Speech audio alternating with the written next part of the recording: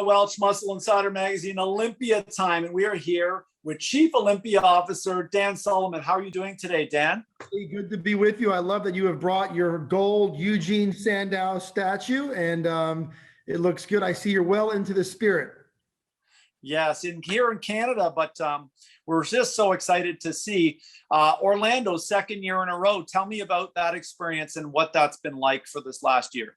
Well, first of all, the city of Orlando has been wonderful and welcoming. Of course, the Orange County Convention Center and the entire team has been incredibly accommodating to our fans, and we're just really amped up. We have two host hotels this year, the Hyatt Regency Orlando and the Rosen Center, both beautiful, really impressive properties that are both connected directly to the convention center. So it's a really well synergized, logistically friendly experience for the fans. And our team has just arrived in Orlando as of about 2 days ago. And Olympia, they always call it Olympia weekend, but for us, it's very much Olympia week, because today we get underway with our amateur event, and it kind of rolls into every single day there's something. But we're ramped up. The weather in Orlando is beautiful, and we're looking forward to seeing you and your team here as well.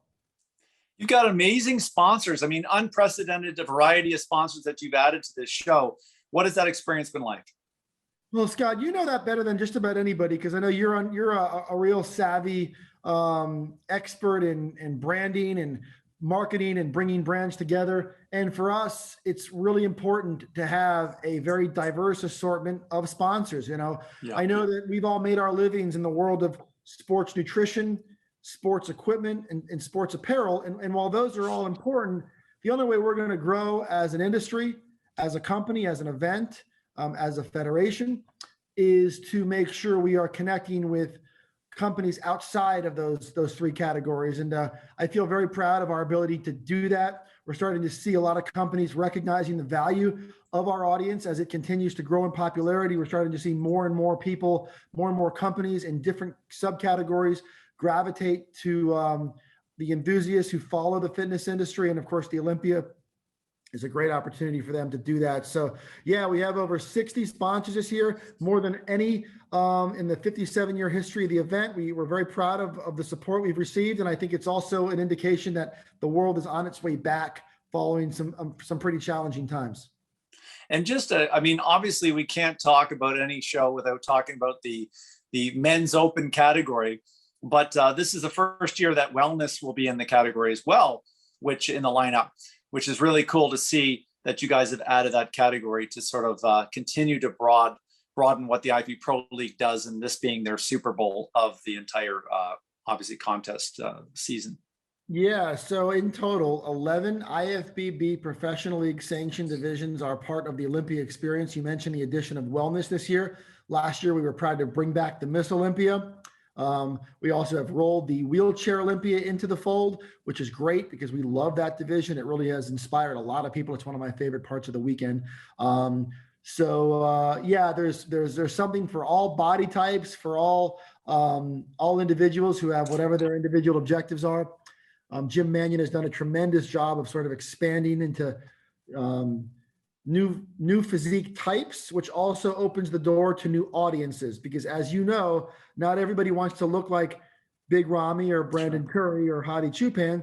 Some people want to look like, Chris Bumstead, or some people want to look like a bikini champion or whatever it is. So I think the Pro League has done a really good job of expanding into different areas in terms of physique and expanding those types of disciplines to incorporate different kinds of training, different types of body types, and just different types of enthusiasm. And I think it's really reflects on what we're able to do here, because it wasn't too long ago where you showed up at the Olympia and you'd watch the Mr. Olympia, Fitness Olympia, maybe we threw in the Figure Olympia, and then with each passing year, it's continued to grow. So it's a big part of what we do here, is trying to be something for everybody. Just amazing. And last year, I couldn't get over the production value. I mean, when Big Ramy was declared the winner, and just seeing like everything going up in the air and just the whole stage presence that you put together, are we going to expect that to an even higher level this year? Yes. I can tell you that when Jake Wood acquired the Olympia, that was a priority for all of us. And I know Jake really led that charge. We wanted to make sure that we were doing everything we could to create the kind of stage that was befitting the best athletes in the world. We also wanted to give the fans that experience because look, these tickets cost a lot of money. It costs a lot of money to get on an airplane, to book hotels, and to be a part of this experience. We respect that. We understand that. So we wanted to make sure we delivered as much value to provide as much of an experience visually, as much sensory overload as we possibly could provide. We hired, one of the first hires that I made was hiring our producer, Tamer El-Gindi.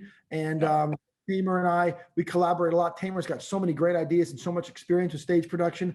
So we've worked with him, and we've kind of been able to achieve some new things. Yeah, last year's stage production was, in the eyes of many, the greatest stage production maybe the sport has ever seen. This year, we're going to do some different things. And a couple things are actually aimed at allowing the audience to see things that they don't normally get to see. So I'll give you that little tease, and that's kind of the way we're doing it. And I think when you guys tune in, especially on the Saturday night show, on the pay-per-view, and you guys can order the pay-per-view at olympiaproductions.com if you're not able to make it to the event. But you'll notice some things in particular on Saturday night that are really going to set us apart and continue to kind of raise that bar. And we really try to challenge ourselves and to give the fans as much as we possibly can. And I know everybody loves it. The sponsors love it. The athletes love to be on that stage. And I think the fans are really going to feel like they're walking out of the building feeling like they really got their money's worth, because it's important that we deliver. And I think this year we're going to deliver in a big way. You know, one of the things I've really seen as a huge improvement with what you guys have done is the social media that you guys have used and just leveraged that Olympia pushing and getting a lot of the different athletes to come out.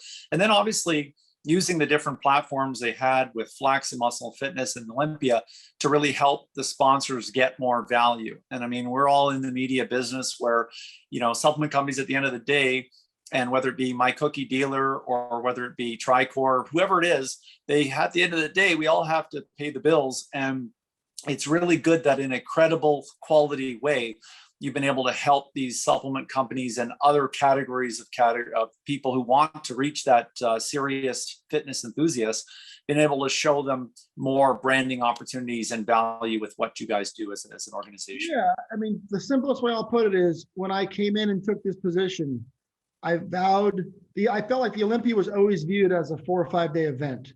And I felt like it should not be viewed that way. It should be viewed as a 365-day brand, not a 4 or 5 day event. And that's the approach that I've taken. That's the approach that our team takes every single day in terms of, as you mentioned, our advertising sponsorship packages that we provide. We try to provide opportunities to connect with to allow our sponsors to connect with audiences and customers in ways that go beyond just the stage and what we do on site at the event. We, of course, we oversee and we run and own and operate Muscle and Fitness, muscleandfitness.com. All of our social media between Muscle and Fitness, Hers, Flex, the Olympia. We have more than 17 million fit-minded followers that follow those platforms combined. And then you pair that with our ability to connect through email blasts and on muscleandfitness.com and the audiences we have there. And I just feel like if we're doing our jobs and providing maximum value, even if a company does not prioritize being at an event, we feel like we have something to offer, because I do know this. Every company has a marketing objective that includes either connecting on site in a grassroots manner, that includes social media, that includes email campaigns, that includes digital online presence, and we have the ability to deliver all of that. So a lot of our marquee sponsorship deals kind of roll all that up into one. And I'm glad you're noticing, because I know you're somebody who pays close attention to that. And we're really trying to do what we can to build in as much value that goes far beyond just a night at the Mr. Olympia. Yeah, no, we're really excited about it. And I think we hopefully will make some history with a Canadian winning the bikini category, which will be the first Canadian to ever win an Olympia title in bikini. And the wellness is wide open, and we have a competitor in the wellness. Jennifer Curry, Laura Lee, are those the two, or is there another one? I will check my notes, but those are the two that I'm aware of. I think actually there's one more. She's in the US, but living in Canada.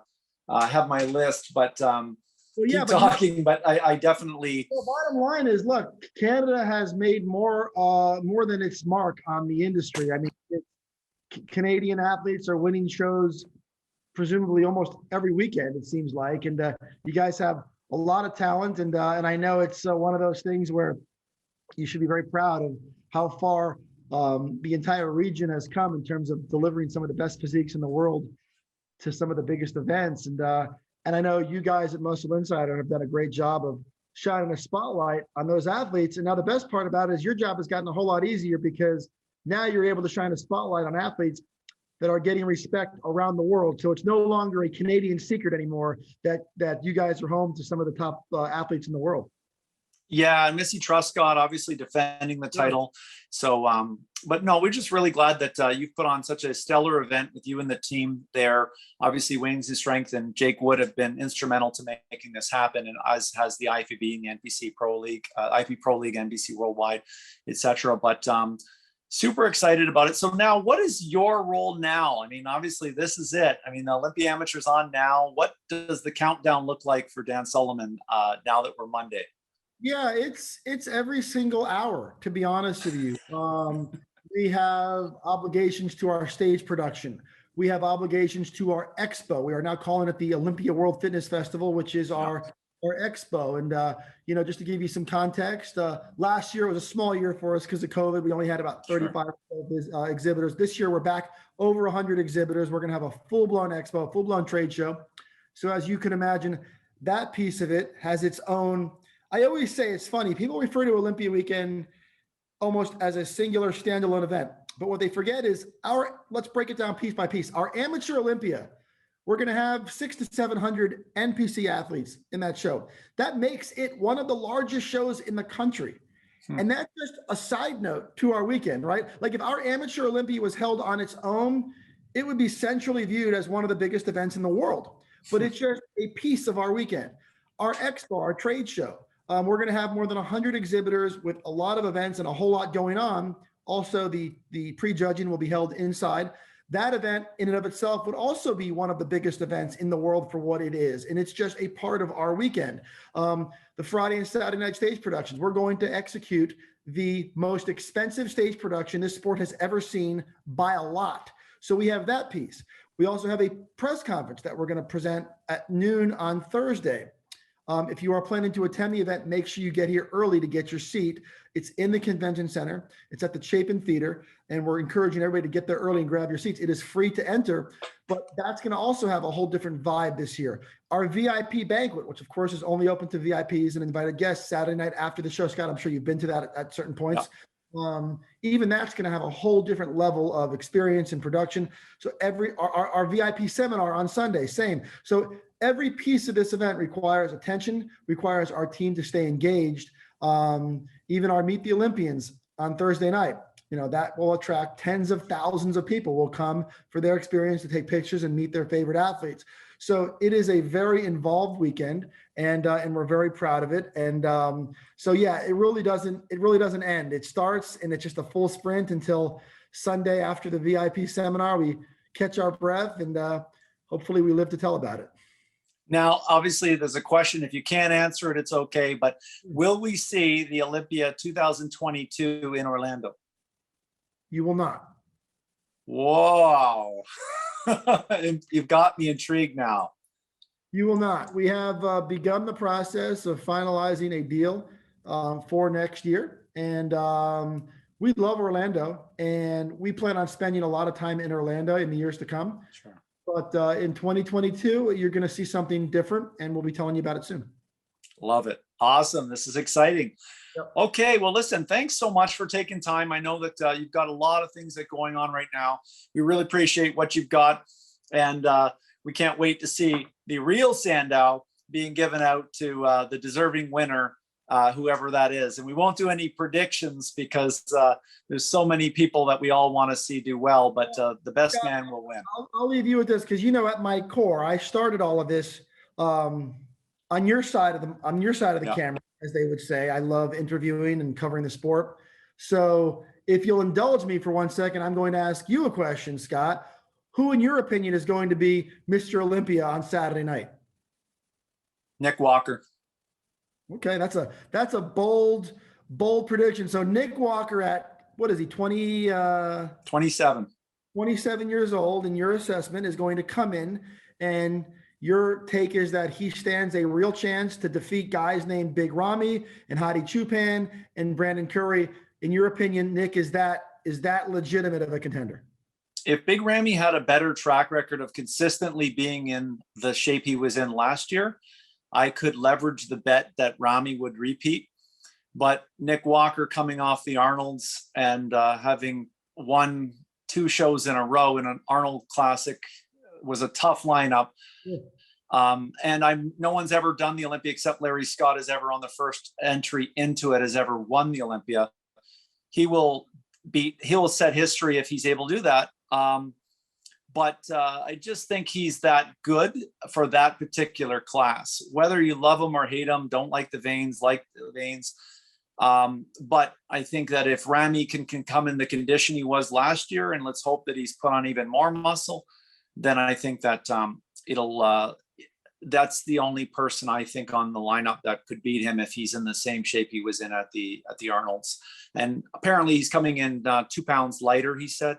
So he's not going to try to, outsize. I mean, he can't outsize Ramy. Not to say that I think he'd be the absolute best champion, but I think that looking at the lineup, I don't think Chupan could beat him. And Brandon Curry, I like all these guys as you do. But I just think what he brings with size, density, conditioning, posing ability, holding the poses, the marketability of him being in North America, I know that doesn't factor in, but I just feel like that would be a better ambassador of the sport to me.